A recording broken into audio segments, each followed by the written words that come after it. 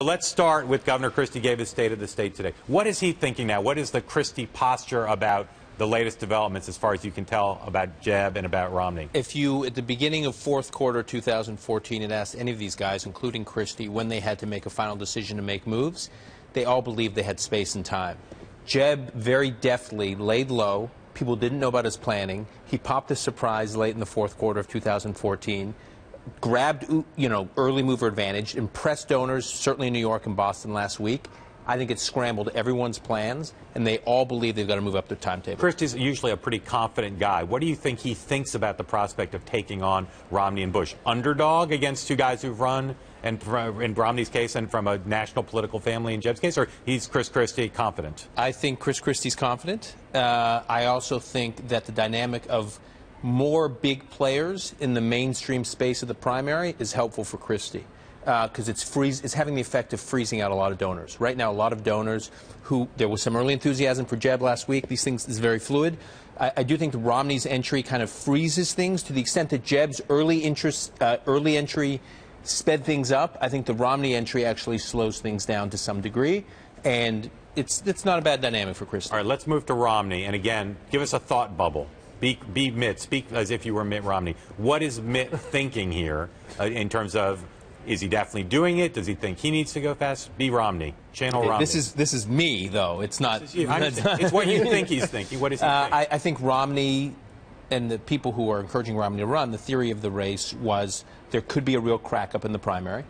That crack-up would happen late. There would be no obvious front runner. It would be fractured, fragmented, ugly, and the party, both the donor community and the elites, the party elites, the conservative elites, would need a unifying force, a tested, vetted unifying force to come in late and save them. What's he thinking But now, what I think happened last week is Jeb was in town.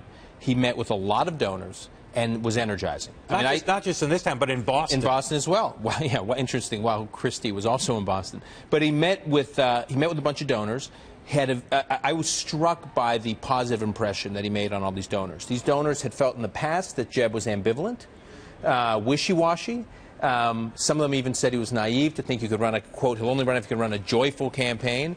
A lot of the buzz coming out of these meetings was that Jeb sounded strong, assertive, ready to go, and so of course, that got back to Romney. He's got strong ties with his own donor community, many members of which were meeting with Jeb, and I think that left one with the impression that he needs to shoot a flare. What happens in his head? I need to fire a flare. I need to send a signal. Because it turns out I don't want Jeb Bush to be the nominee? It turns out if I want to be president, I have to shoot a flare sooner before all these donors and party leaders or movement leaders get behind another guy who could play that unifying force. It's not to say I don't want Jeb to be president. If I want a shot at being president, I got to make a move earlier. And it's your sense that he just made this decision to fire the flare over the course of a week or a week and a half because of Jeb. This wasn't a long term. I don't know. It doesn't.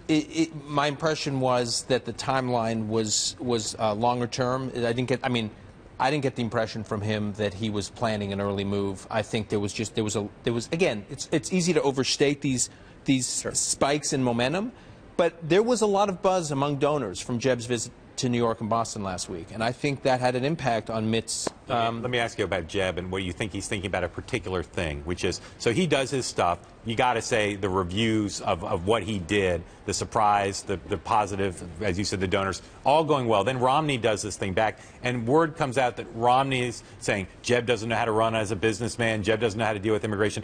Knowing Jeb as you do, how do you think he's reacting to this little elbow from Romney world? I think he is. His attitude is he's just going to march forward. He's not going to look. The reality is, if this becomes Jeb versus Romney, it's going to be an ugly race.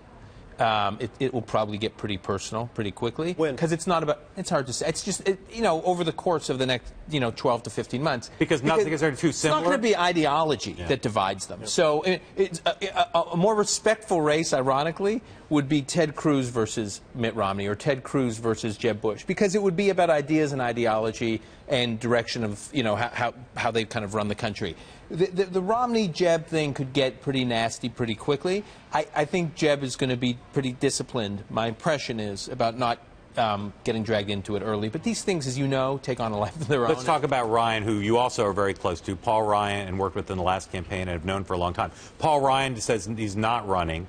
when we interviewed him during his book tour, he suggested if Mitt ran, he'd be for Mitt because Mitt had put him on the ticket. That's kind of traditional. Where does his head at in terms of this non-decision and how he appraises the field? He first of all, made the decision that he could either be a constructive force in Congress and, to borrow his phrase, make divided government work, or he could run for president, but he couldn't do both. He couldn't work on things like immigration reform and a budget agreement with Patty Murray and some of these other issues he wants. He has an ambitious agenda for Ways and Means Committee. He can't do these things and run for president.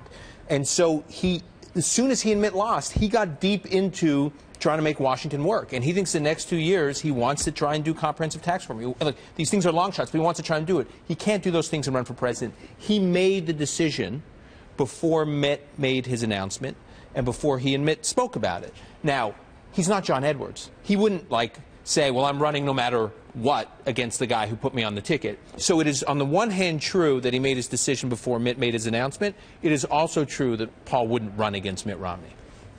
Yeah, one question, the beard, is that still the tried and true political giveaway? There's no chance anybody wearing a beard will ever run for president? He's holding out for the Packers. Come on. This is a guy. The Packers Better hang than an in there, orange the sweater? beard stays on. Seahawks crush the Packers this weekend. I'm willing to bet the beard Razor comes off. out.